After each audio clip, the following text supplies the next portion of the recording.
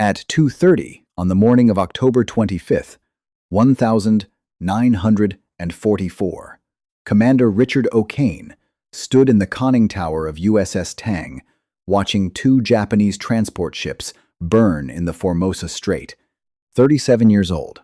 5 war patrols completed. 22 enemy ships already on the bottom. The most successful submarine commander in the United States Navy was about to fire his last 2 torpedoes. The convoy he had been attacking since midnight was in chaos.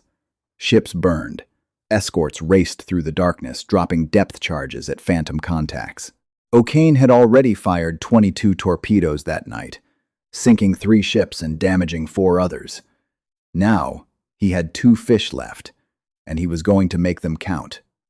The target was a damaged transport, dead in the water 900 yards off Tang's bow. An easy shot. O'Kane gave the order to fire. The first torpedo ran straight and true, detonating against the transport's hull in a flash of orange flame. 1 torpedo remained. O'Kane selected a second target, a tanker silhouetted against the burning ships.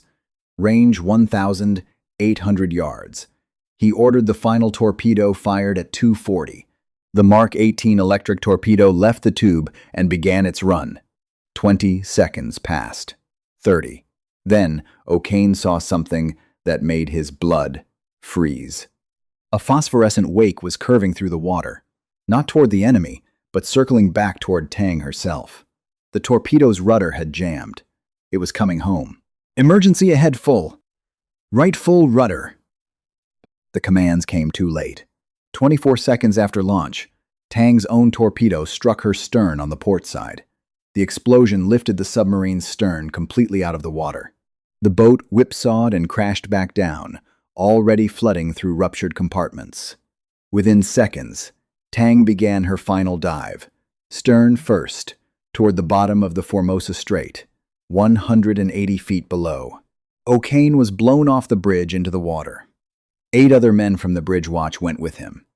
Inside the submarine, 78 officers and enlisted men fought desperately to save themselves as Tang plunged toward the ocean floor. She hit bottom at 2:42, 2 minutes after being struck by her own weapon. The most successful American submarine of World War II was finished. But the story of Richard O'Kane and USS Tang was far from over. The submarine that sank herself that October morning had already written one of the most remarkable chapters in naval history. In just 9 months and 5 war patrols, Tang had sunk 24 Japanese ships, totaling 93,824 tons. No other American submarine would match that record. O'Kane himself had participated in sinking 31 ships during his career, more than any other submarine commander in the U.S. Navy. The path that led O'Kane to that moment in the Formosa Strait began years before Pearl Harbor, in the depths of the Great Depression, when a young man from New Hampshire decided his future lay beneath the waves. Richard Hetherington O'Kane was born on February 2nd, 1911, in Dover, New Hampshire, the son of Walter and Clifford O'Kane.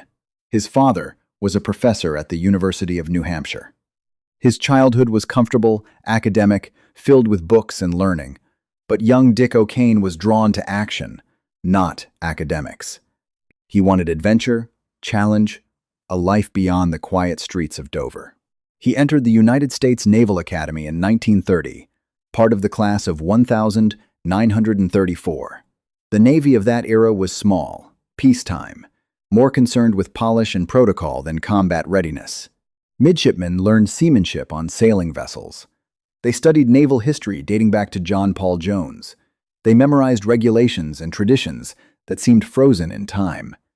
O'Kane graduated 263rd out of 464 midshipmen, a mediocre academic performance that gave no hint of the warrior he would become. His first assignment was aboard the heavy cruiser USS Chester, where he served as a junior officer, learning the basics of shipboard life. But surface ships did not hold his interest. In 1938, he requested submarine duty. Submarine school at New London, Connecticut, was where O'Kane found his calling. The boats were cramped, dangerous, technically complex. The training was intense. Officers had to master every system aboard: engines, batteries, torpedoes, ballast tanks, trim systems, diving procedures. They had to think in 3 dimensions, fight in an environment where one mistake could kill everyone aboard. O'Kane excelled at submarine school. His instructors noted his aggressive attitude, his quick tactical mind, his ability to visualize underwater combat geometry. He graduated in December 1938 and reported to his first submarine, USS Argonaut, the Navy's largest submarine at the time. Argonaut was a mine-laying submarine, slow and unwieldy, but O'Kane learned his trade in her steel hull. He qualified as a submarine officer, earning his gold dolphins. He studied attack procedures, practiced approaches on friendly ships, absorbed everything he could about undersea warfare. In 1942, O'Kane's career took a decisive turn. He was assigned as executive officer to USS Wahoo under Lieutenant Commander Dudley "Mush" Morton. The partnership between Morton and O'Kane would become legendary in submarine warfare. Morton was everything the pre-war Navy was not. Aggressive to the point of recklessness, contemptuous of caution, determined to take the fight directly to the enemy. He believed submarines should attack relentlessly, surface running when possible, diving only when absolutely necessary. It was a philosophy that matched O'Kane's own instincts perfectly. Their first patrol together in January 1943 revolutionized American submarine tactics. Morton gave O'Kane control of the periscope during attacks, freeing himself to con the boat and maintain the overall tactical picture. It was an unorthodox arrangement that doubled their effectiveness. O'Kane called the shots while Morton maneuvered Wahoo into perfect firing position. In Wewak Harbor, New Guinea, Morton took Wahoo into shallow, confined waters where submarines were never supposed to go. They sank a destroyer at anchor, then fought their way out through a narrow channel while under attack. The patrol report electrified the submarine force. This was how submarines should fight.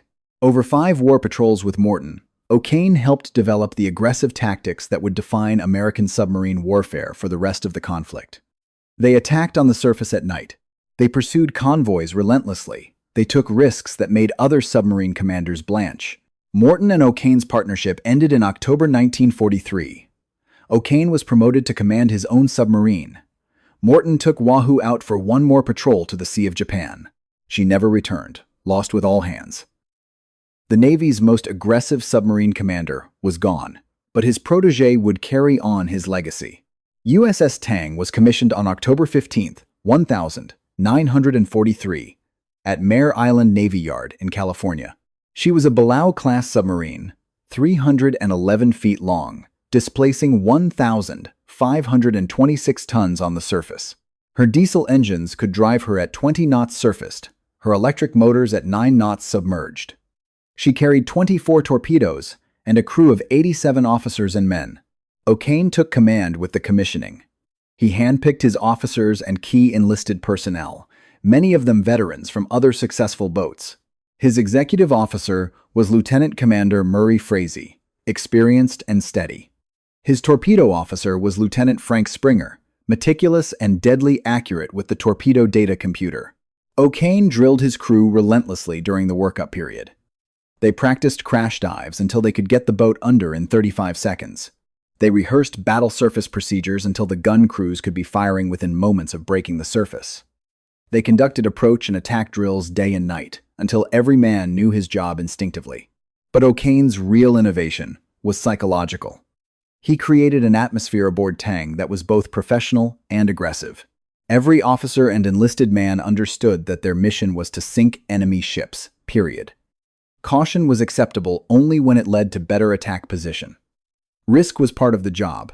Tang's first war patrol began on January 22, 1944, departing Pearl Harbor for the Caroline and Mariana Islands. O'Kane was determined to prove himself as a commanding officer, to show that Morton's aggressive spirit lived on. The patrol area was supposed to be quiet, swept clean by earlier submarine operations. O'Kane found targets anyway. On February 17th, Tang sank 2 freighters in a night surface attack off Saipan. 5 days later, she destroyed 2 more cargo ships in a perfectly executed daylight periscope attack. The highlight came on February 24th. Tang tracked a 5-ship convoy with 3 escorts. O'Kane maneuvered inside the escort screen and fired 6 torpedoes at 3 targets. All 3 ships went down, 2 freighters and a tanker totaling over 16,000 tons. Tang escaped through the confusion, leaving the escort's depth charging empty water. First patrol. 5 ships sunk, 21,363 tons. It was an outstanding beginning, but O'Kane was just getting started. The second patrol took Tang to the East China Sea in March 1944.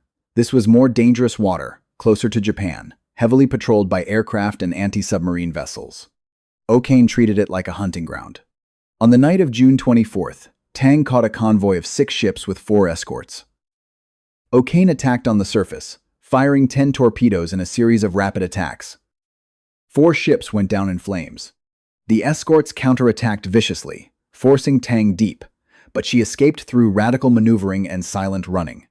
2 nights later, O'Kane found another convoy. This time, he tried something even more audacious. He took Tang directly through the convoy formation on the surface at night, firing torpedoes to both sides as she passed between the merchant ships. 3 more vessels sank. The escorts never knew what hit them. Second patrol.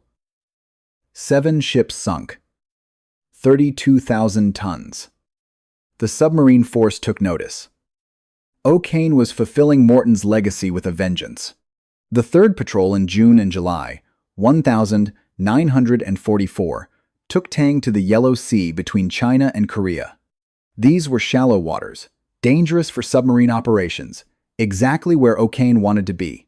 He reasoned that the Japanese would not expect attacks in such confined areas.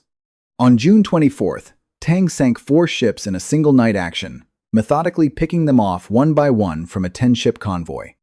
The attacks were textbook perfect. Approach from ahead.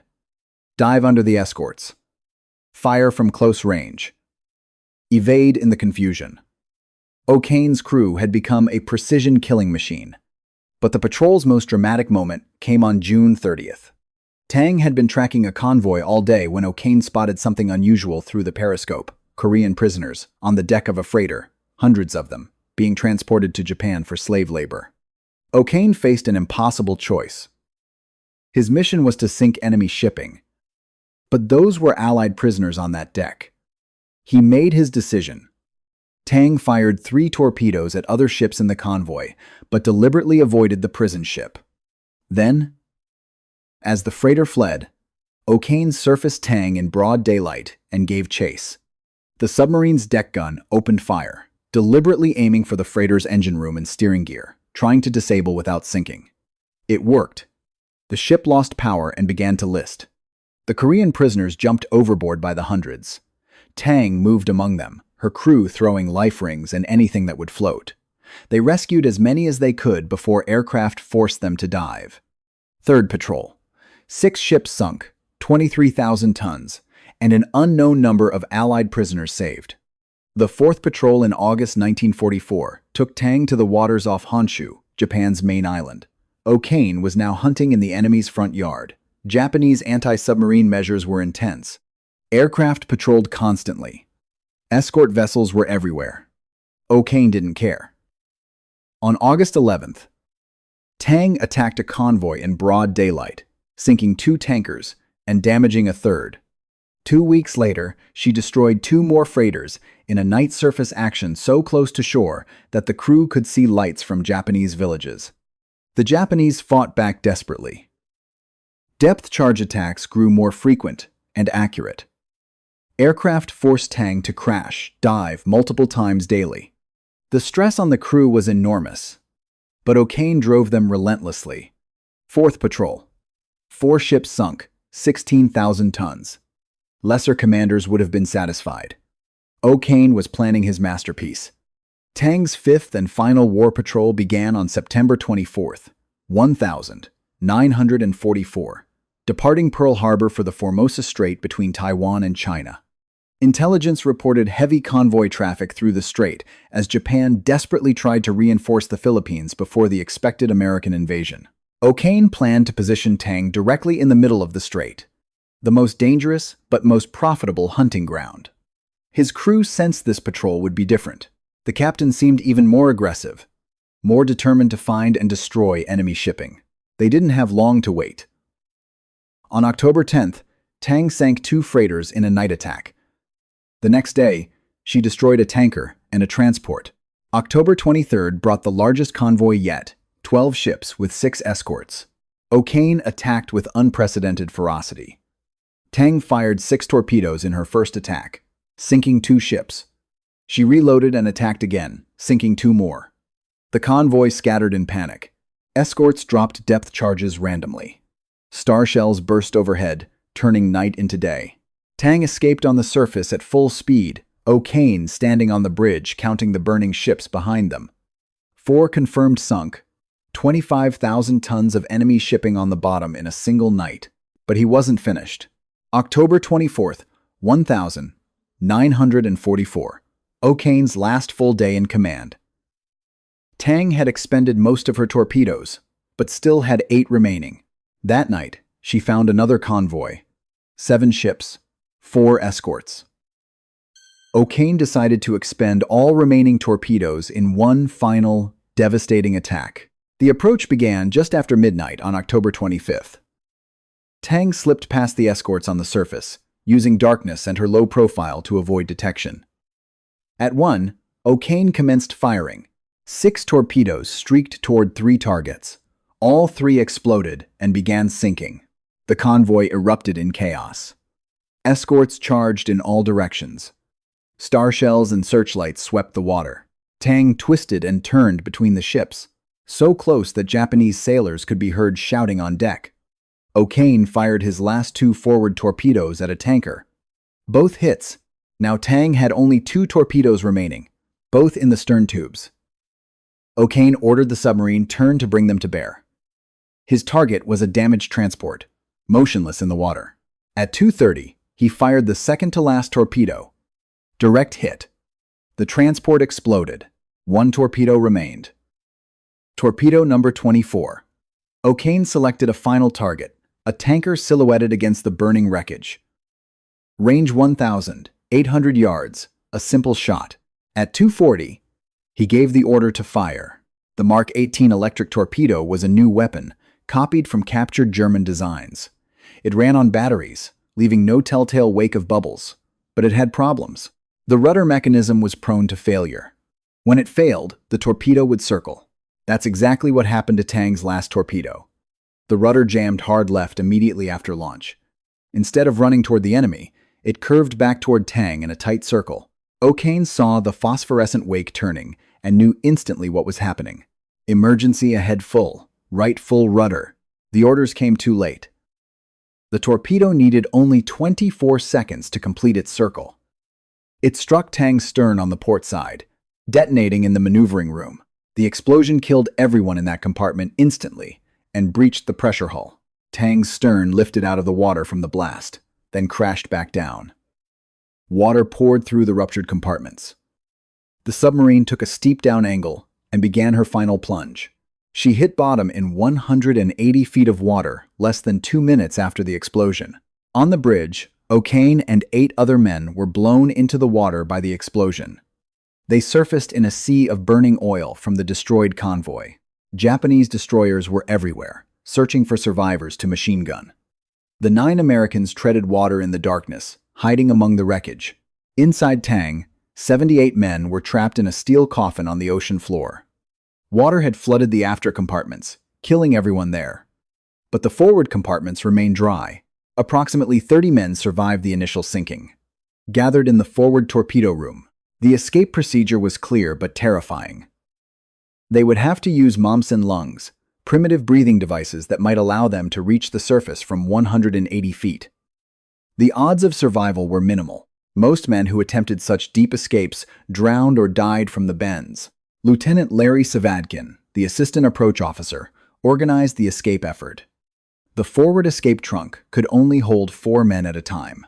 They would have to flood it, equalize pressure with the outside ocean, open the hatch, and swim out. Then drain the trunk and repeat for the next group. The first escape attempt began at 6, 3.5 hours after the sinking. 4 men entered the trunk. They flooded it slowly, fighting panic as water rose around them. When the pressure equalized, they opened the hatch. Only one man, Lieutenant Hank Flanagan, made it out successfully. The others became tangled in the trunk and drowned. The survivors tried again and again. Each attempt cost lives. Some men panicked and tore off their mumps and lungs. Others passed out from carbon dioxide buildup. A few made it to the surface, only to die from decompression sickness or Japanese machine gun fire. By afternoon, only 13 men had successfully escaped the submarine. 5 would survive to be rescued. Among them was Clay Decker, Tang's youngest crew member at 19 years old. He had been on his first war patrol. Meanwhile, on the surface, O'Kane and the other bridge survivors clung to wreckage through the night and into the next day. Japanese destroyers passed within yards, but didn't spot them in the oil and debris. By dawn on October 26th, only O'Kane and 3 others remained alive. A Japanese patrol boat finally spotted them that afternoon. O'Kane expected to be machine-gunned. Instead, the Japanese pulled them aboard. They were prisoners of war. O'Kane was taken to Ofuna, the infamous Japanese interrogation center near Yokohama. For weeks, he was beaten, starved, and tortured. The Japanese knew they had captured an important submarine commander. They wanted information about American submarine operations, patrol areas, and tactics. O'Kane gave them nothing. Despite brutal treatment that left him permanently injured, he maintained his silence. His weight dropped from 170 to 88 pounds. He developed beriberi from malnutrition. Guards beat him daily. Still, he revealed nothing of value. The other Tang survivors endured similar treatment. They were scattered among various prison camps throughout Japan. They didn't know who else had survived until after the war ended. Each man thought he might be the only one left from Tang's crew. The submarine force didn't know O'Kane's fate for months. Tang was listed as overdue and presumed lost in November 1944. It wasn't until early 1945 that intelligence reports suggested some crew members had survived and been captured.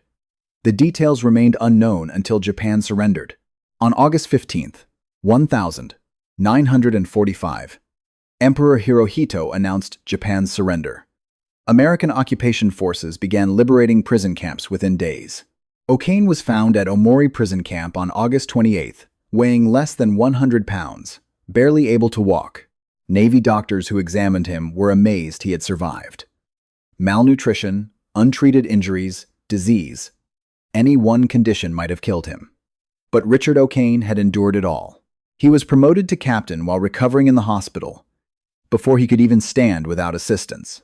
The full story of Tang's last patrol emerged slowly as survivors were debriefed. The submarine force was stunned by the details. In that single patrol, Tang had sunk 13 ships, totaling over 100,000 tons, numbers that seemed impossible even for O'Kane. But the Japanese records, captured after the surrender, confirmed even higher losses. Tang's 5th patrol had actually sunk 14 ships, totaling 107,324 tons. It was the most successful submarine patrol in U.S. Navy history by tonnage. No other patrol would come close.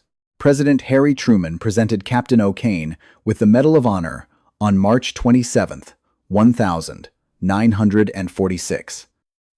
The citation read, in part, "For conspicuous gallantry and intrepidity at the risk of his life, above and beyond the call of duty, as commanding officer of the USS Tang, operating against 2 enemy Japanese convoys on October 23 and 24, 1944.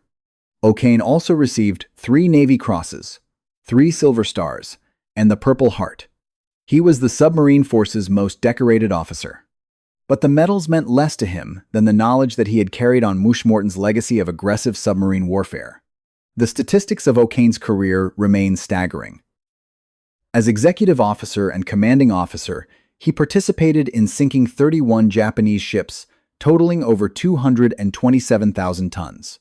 As commanding officer of Tang alone, he sank 24 ships totaling 93,824 tons in just 5 patrols. No American submarine commander sank more ships. Few in any navy in history matched his record. But the cost was severe. Of Tang's crew of 87 officers and men, only 9 survived the sinking in Japanese captivity. 78 men died either in the sinking or attempting to escape. They paid the ultimate price for their captain's aggressive tactics. O'Kane remained in the Navy after the war, though injuries from captivity limited his service. He commanded the submarine tender USS Peleas, taught at the Naval War College, and served on various submarine development boards. He retired as a rear admiral in 1957. In retirement, O'Kane rarely spoke publicly about his war experiences. He wrote one book, Clear the Bridge, published in 1977, which detailed Tang's war patrols. But he avoided most interviews and ceremonies. The memories were too painful, the lost crew too present in his thoughts. He spent his final years in Petaluma, California, with his wife Ernestine. They had been married since 1936, before submarines, before war, before the killing. She had waited through every patrol, not knowing if he would return. She had endured the months when he was listed as missing, possibly dead. Now they had peace. Richard O'Kane died on February 16, 1994, at age 83. He was buried at Arlington National Cemetery, with full military honors. Submarine veterans from across the country attended. They came to honor not just a successful commander, but the embodiment of the submarine force's warrior spirit. USS Tang received a Presidential Unit Citation for her 5 war patrols. She was credited with sinking 116,454 tons of enemy shipping, 4th among all U.S. submarines. But records discovered after O'Kane's death suggest the total was even higher, possibly exceeding 130,000 tons. The Tang's wreck was discovered in 2006 by a Japanese expedition. She lies in 180 feet of water in the Formosa Strait, exactly where she sank herself 62 years earlier. The site has been designated a war grave. No artifacts have been recovered. 78 American sailors remain entombed in her hull. Today, O'Kane's legacy lives on in the submarine force. The tactics he pioneered with Morton, aggressive surface attacks, persistent convoy trailing, calculated risk-taking, became standard doctrine. Modern submarine commanders study his patrol reports at the Naval War College. The Navy has honored O'Kane's memory in steel. USS O'Kane, an Arleigh Burke-class destroyer, was commissioned in 1999.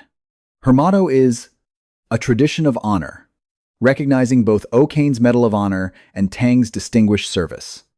The ship's crest features a Tang fish and 5 stars representing Tang's 5 war patrols, but perhaps O'Kane's greatest legacy is the standard he set for submarine warfare. He proved that one submarine with a determined crew could influence the course of a war. Tang's 5 patrols disrupted Japanese supply lines, destroyed irreplaceable shipping, and forced the enemy to divert massive resources to anti-submarine warfare. The final accounting of America's submarine war against Japan is sobering. 52 submarines were lost, taking 3,505 officers and men to the bottom. But those submarines sank 1,314 Japanese vessels, totaling 5.3 million tons. 55% of all Japanese maritime losses. The submarine force, comprising less than 2% of U.S. Navy personnel, accounted for over half of Japan's destroyed shipping. O'Kane's contribution to that victory was extraordinary. His personal score of 31 ships represented 2.4% of all Japanese vessels sunk by submarines. Tang alone accounted for nearly 2% of total tonnage destroyed. 1 submarine, 5 patrols, 24 ships sent to the bottom. The men who served under O'Kane had a saying, "Tang means death to the enemy." It was painted on their battle flag, sewn on their jackets, tattooed on their arms. They were proud to serve under the Navy's most aggressive submarine commander, even knowing the risks that came with his tactics. Those risks became reality on October 25, 1944. Tang's aggression finally caught up with her in the form of her own torpedo. It was a tragic irony. The submarine force's most successful boat destroyed not by the enemy, but by her own weapon. Yet even in disaster, Tang's crew displayed extraordinary courage. The men who escaped from 180 feet underwater achieved something considered nearly impossible. The survivors who endured Japanese captivity maintained their honor under brutal conditions. They embodied the submarine force motto: "We shall never forget that it is better to die gloriously than to live in cowardly shame." O'Kane himself never second-guessed his tactics, never suggested he should have been more cautious. In his book, he wrote, "Tang was built to fight. Her crew was trained to fight. We gave the enemy no quarter and expected none in return." That was submarine warfare. Modern submarine warfare has evolved far beyond O'Kane's diesel boats and manual torpedo attacks. Today's nuclear submarines can remain submerged for months, launch missiles from hundreds of miles away, track targets with sophisticated sonar and computers. But the warrior spirit O'Kane embodied remains essential. Current submarine commanders still study Tang's patrol reports, not for tactical details but for lessons in leadership and determination. How do you maintain aggression without recklessness? How do you inspire a crew to maximum effort while keeping them alive? How do you balance mission accomplishment with survival? O'Kane's answer was simple: total commitment. Every officer and enlisted man on Tang understood they were there to sink ships. Not to patrol, not to reconnaissance, not to avoid the enemy, but to attack and destroy. That clarity of purpose drove everything they did. The submarine force learned hard lessons from Tang's loss. The Mark 18 torpedo that sank her was immediately withdrawn from service for modifications. New safety devices were installed to prevent circular runs. Testing procedures were enhanced. Tang's sacrifice led directly to improved weapons that saved other submarines. But the larger lesson was about the price of victory. O'Kane's aggressive tactics produced spectacular results, but at terrible cost. 78 men died because their captain pushed too hard, took one risk too many, fired one torpedo too many. Was it worth it? O'Kane wrestled with that question for the rest of his life. In rare interviews, he would grow quiet when asked about Tang's last patrol. The mathematics were stark. 14 enemy ships sunk versus 1 American submarine lost. By any military calculation, it was a favorable exchange. But O'Kane knew those 78 men, had trained them, led them, and ultimately lost them. In his final years, O'Kane began corresponding with Japanese naval veterans, including officers from destroyers that had hunted Tang. They exchanged memories and perspectives, former enemies finding common ground in their shared experiences of submarine warfare. One Japanese officer wrote to O'Kane, "Your Tang was our most feared enemy. We knew when Tang was in our waters. Ships would simply disappear." The last surviving member of Tang's final crew died in 2011. Clay Decker, the 19-year-old who escaped from 180 feet down, lived to age 86.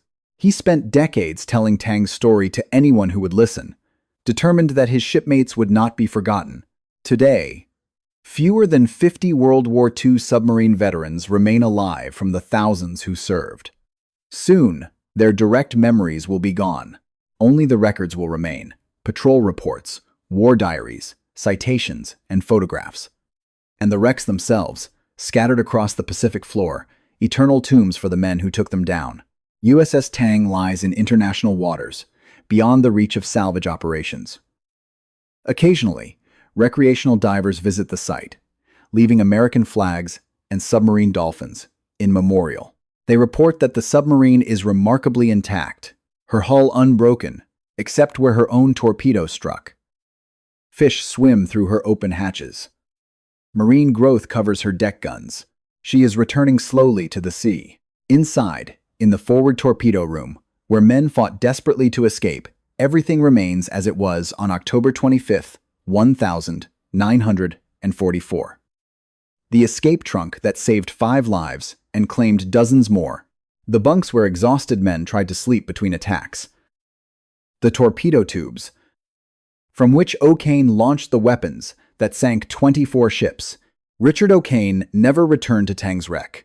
When asked if he would like to visit the site, he declined. "I was the last man to leave her alive," he said. "I prefer to remember her as she was, fighting." That is how history remembers both Tang and her captain. Fighting to the last torpedo, attacking to the final moment, never surrendering, even when that determination led to disaster. It was the essence of submarine warfare in World War II, distilled into one boat and one commander. The submarine force motto during the war was, "Take her down." It was the order given hundreds of times on every patrol, the command that sent submarines beneath the waves to fight their lonely war. For Tang and her crew on October 25th, 1944, it became a final epitaph. O'Kane's Medal of Honor citation concludes, "His illustrious record of combat achievement during World War II reflects the highest credit upon Commander O'Kane and the United States Naval Service." But medals and citations cannot capture what really happened in the waters of the Pacific between 1942 and 1945. What happened was this. Young Americans climbed into steel tubes, submerged beneath an hostile ocean, and hunted an enemy that was trying desperately to kill them. They did it day after day, patrol after patrol, with a casualty rate higher than any other branch of service. They did it knowing that if something went wrong, no one would save them. Richard O'Kane was the deadliest of these hunters. He destroyed more enemy ships than any other American submarine commander.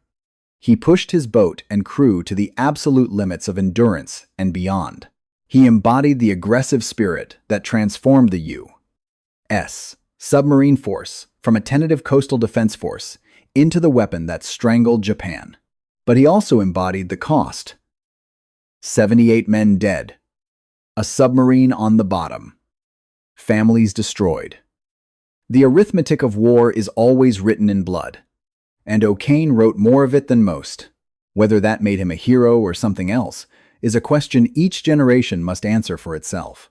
What is certain is this: Richard O'Kane and USS Tang changed the course of the Pacific War.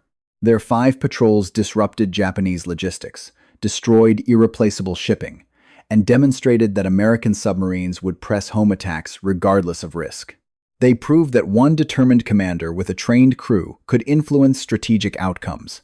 Modern submariners still invoke O'Kane's name with something approaching reverence. He represents the warrior ideal they train toward but hope never to need. In a world of nuclear deterrence and strategic patience, O'Kane reminds them that submarines were once hunters, and hunters must kill. The last word belongs to O'Kane himself. Shortly before his death in 1994, he was asked what he wanted to be remembered for. He thought for a moment, then said, "I took my boat and my men into harm's way. We did our duty. Some of us came home. That's all any warrior can say." Commander Richard Hetherington O'Kane. February 2nd, 1911. February 16th, 1994. 31 enemy ships sunk. 1 Medal of Honor. 78 shipmates on eternal patrol. The greatest submarine commander in United States Navy history. USS Tang. Commissioned October 15th, 1943. Sunk October 25th, 1944. 24 ships destroyed in 5 war patrols. The most successful submarine patrol in American history. Lost with 78 of her crew to her own torpedo. They were the best of the submarine force. They fought with unmatched aggression. They died as they lived, attacking. Their legacy is written in the history of a war won and in the tears of families who still mourn. They were Tang. They were O'Kane's hunters. They were Americans who went down fighting. This is their story. This is how they should be remembered. Not as statistics or historical footnotes, but as men who faced an implacable enemy and never flinched. Men who knew the odds and attacked anyway. Men who paid the ultimate price for their success. Richard O'Kane proved that one submarine commander could change a war. USS Tang proved that one submarine could terrorize an empire. Together, they proved that the United States Navy submarine force was the most lethal naval weapon of World War II. They did it in 9 months, 5 patrols, and 1 catastrophic final morning in the Formosa Strait. October 25th, 944, 240 hours. One torpedo circles back. 24 seconds later. The greatest submarine in the U.S. Navy is on her way to the bottom, taking most of her crew with her. It was the price of glory, paid in full. Richard O'Kane and the survivors would spend the rest of their lives wondering if it was worth it. The answer lies 180 feet down in the Formosa Strait, where USS Tang keeps her eternal watch. She is still on patrol, still hunting, still fighting. The war ended 79 years ago. But for the 78 men entombed in Tang's hull, the last dive continues forever. They are still at their battle stations, still ready, still the finest submarine crew that ever lived. Take her down.